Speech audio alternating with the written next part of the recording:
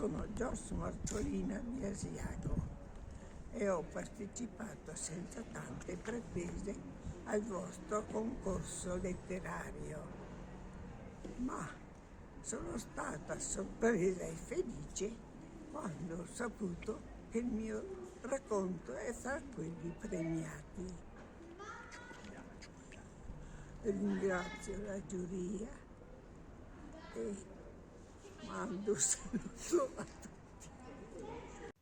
Io sono Visentin Walter, ossia Walter Visentin, senza nessun titolo, perché i titoli io li ho aboliti. Io voglio essere io solo e nient'altro, perché ho visto che è passato 3-4 anni che non scrivevo e ho detto io, ma che sia ancora capace di scrivere.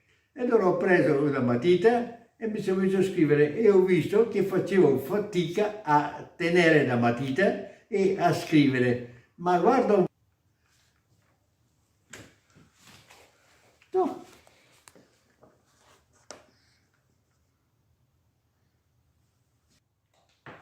Ho compiuto i 103 anni il 13 agosto del 1923.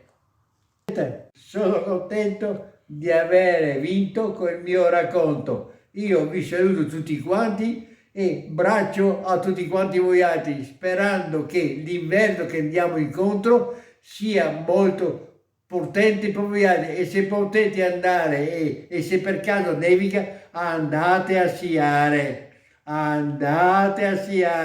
perché sciando uno impara anche a muovere le gambe.